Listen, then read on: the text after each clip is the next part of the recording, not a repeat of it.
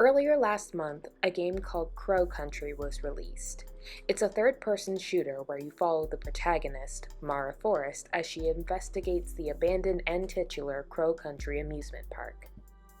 But as you play, you quickly come to realize that a lot of this story is a mystery, especially when it comes to Mara.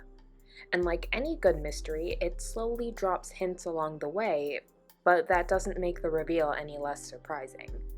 I'd seen the demo several months ago, so when the full game released, I was excited, and then quickly enthralled by the locations, the storytelling, and the characters.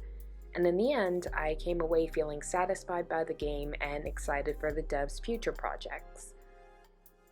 But I was also inspired, and I ended up drawing outfits based on each level of the game: Fairytale Town, Haunted Hilltop, and Ocean Kingdom, along with Mara's regular dress as a base outfit. But before we start, I have one quick surprise for you all. Ta-da! Okay, let's get into the speed paint proper, starting with the canon dress that Mara wears. Sorta. I can't exactly call it the canon dress because I completely misinterpreted it. I was convinced that the dress had spaghetti straps and off-shoulder sleeves, until I was about to color Mara and examine the reference photo I picked. And then I realized it was just her shoulders. Her bulky, sleeve-like shoulders. So while I was kicking myself mentally for that, I ended up keeping the alteration because I think it's cute. I also had trouble with Mara's skin tone. I tried to color pick it from my reference photo, but I couldn't find a good balance between it being a deep brown or a bright yellow, and in the end I just said fuck it and eyeballed a more accurate base tone. Anyway, regarding Mara's only outfit in the game, it goes to show that she isn't exactly who she says she is. And to not spoil the game beyond what the demo shows, I'll just say this. She presents herself, to the player at least, as a police officer, badge and everything, while also wearing a dress, leggings, fingerless gloves, boots, and sporting dark purple hair. It's a pretty curious choice to make if you want to present yourself as someone with the authority to be at an abandoned amusement park. But then again, Mara never does more than present herself as someone with authority. When interacting with others, she has an air of confidence about her that doesn't make people do more than question why she's here. And even if they try to shoo her away, she won't listen. Regarding how her outfit impacts her ability to deal with monsters, it's not that bad a pick. It does leave her legs and her arms exposed to being scratched and bit, but the skirt is open enough and short enough that it doesn't get in her way while running, and the leggings protect her modesty. The boots look sturdy, and the fingerless gloves protect her hands, given that she's clutching a gun to her side at all times. And as an outfit that makes her stand out as a video game protagonist, it's simple but unique, and it would be very easy to cosplay. But I've rambled on enough about this outfit. Let's start with Fairytale Town. Whenever I design clothing based on an environment, I tend to cherry pick things from a location and twist that into something that could work well in or on a garment. So seeing the lattice windows, the hanging lanterns, and the mushrooms in the location, all of that gave me enough basic idea to start designing this dress. From the start, I knew I wanted each dress to have a similar silhouette, a tight bodice and a wide skirt. And from there, I added princess-style sleeves to this one, the hat, and a semi-transparent overskirt. And I feel like it gives the dress a sense of regality. If I were to place this costume in the game, I'd have it be an altered princess dress that Mara finds in her search, and she just puts on for the hell of it. And if costumes were a feature in this game, I'd make it so that they each had different perks, kind of like Alice Madness Returns. And this dress's perk would be an increase in health with an additional effect of causing more ammo to spawn. Since this dress covers Mara the most, this leaves less skin at risk of being damaged.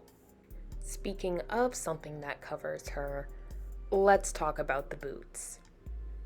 The boots were the one thing that I wanted to heavily contrast from the dress, making them simple leather boots inspired by fantasy settings.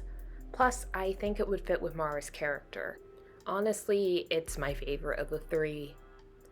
I used the red tinted windows in the theater for the corset and the black bars for the lacing. She seems to value comfortable and sturdy footwear over fashionable ones anyway. And I wish I had remembered that when designing the other two outfits because they match the dresses way more, but I digress. As for the colors, I based them off the walls of the fairy pond room. I love the sunset theme on the walls, along with the star and moon shapes, and it ended up meshing really well with the dress design. Though I did have to brighten the latter up, as it ended up clashing with the rest of the design. As for the overskirt, I made it a transparent yellow. Underneath, I drew a few mushrooms, as it plays into the town's theme. Overall, this wasn't too much of a challenge, at least compared to the others. I feel like I had an idea of where this would go from the start, and I'm very happy with how it turned out. My only regret is that I wasn't able to add any fairy-like elements to it. But part of being an artist is knowing when too much is too much, so it's fine as is. Now onto Haunted Hilltop.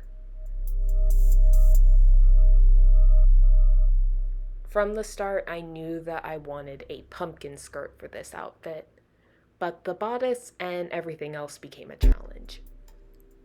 I remember studying the scenery for anything that could give me a bit of inspiration, but I was either dealing with a bit of art block or wasn't able to see as much.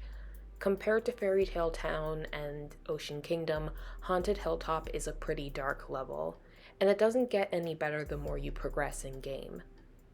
Besides, my goal was to design dresses based on each level overall, and I didn't want to pull too much from each attraction to do so. I think it was when I saw the stained glass above the door of the haunted mansion, and then proceeded to make that into a little, ruff behind Mara's neck, that I went, okay, let's just make the top part a witch dress. It's simple, but I think the off-shoulder design, the sleeves, and the way it kind of droops down over the pumpkin adds some maturity to the design. And the mismatched stockings and boots add to the Halloween atmosphere of the place. Coloring wasn't that difficult. If anything, the stocking color was the hardest, as I wanted to make sure I was distributing the colors equally, at least for the polka dots. Aside from that, it all came together really well, and my favorite touch has to be the hat. I had really wanted to do something with the candles, and I thought it would be fun to have two hanging off the sides of her dress, kind of like Eve's Christmas design in No Straight Roads. But I quickly realized that it would complicate things too much, both in terms of the design and as something Mara would want to wear while running around and blasting monsters. So I ended up having it be part of her headpiece, and I think a candle witch hat fusion was pretty cute. Plus, going back to the dresses having perks, I think this one would include her hat acting as a stronger flashlight, allowing the player to easily traverse dim environments, and it would add a poison effect onto Mara's bullets. So there's Haunted Hilltop, and there's one more design to go. I know I said that Haunted Hilltop gave me a bit of trouble, but it was nothing compared to the final design. There was a lot going on in Ocean Kingdom, which made picking out what to do design-wise a challenge. But what really got things going was the idea to make it like a portable aquarium, basing it off the sides of the hallway, almost like it was a portable attraction for Ocean Kingdom itself, only to be abandoned after that section opened. Maybe when collecting this outfit, Mara would find a note by an employee complaining about how bulky it is, but Mara notices that it's actually pretty roomy, and upon trying it on, she notes that there's a lot of storage space. which fits with the perk I'd assigned to it, which would be additional storage and finding more health kits. As you can see, I again use the lamps as inspiration, this time turning them into shoulder puffs. I also decided it would be fun to put starfish everywhere on her outfit, kind of like how Ocean Kingdom is in game. The bodice is based off the sandy floor and is simpler in comparison. Still, I struggled with finding the aha moment where the dress would fully come together and go from something alright to something extraordinary. Then I decided to make a bow for her dress. First, I wanted to incorporate something mermaid themed into the design. I didn't want to change up Mara's hair or do a seashell bra, but I did add pearls to the starfish on Mara's head to make it into a proper headdress. I thought to make the bow look like fins of a mermaid tail, but I struggled with getting the shape right. And when I managed to get a fin design I liked, it didn't really look good behind the dress. So my next move was to stick an anchor behind her dress, and I think it actually brought it together. It's sharp and unique, and I think it would be funny if Mara hung her medkits off the hooks in game. But I digress. Coloring this was tough, as I wanted to keep it aquatic while also having it be bright, but not completely washed out with blue color tones. And the overskirt gave me a bit of trouble, as I struggled to make it look like glass. And I ended up getting the right balance by erasing some of it. Afterwards, I added the extra colors and the details, and that part was a breeze. Honestly, I'm happy that it turned out so well. It's the most surprising of the three, and I'm really proud of how it came out together. And these are the final designs. Perfect for wandering an abandoned theme park and blasting some monsters away. Thanks for watching. If you like this video and want a part 2, please let me know. I do have ideas for at least 2 more dress designs, and I also wouldn't mind talking about spoilers for the game. But for now, like and subscribe if you want to see more. I'll see you later, and remember, abandoned amusement parks are that way for a reason.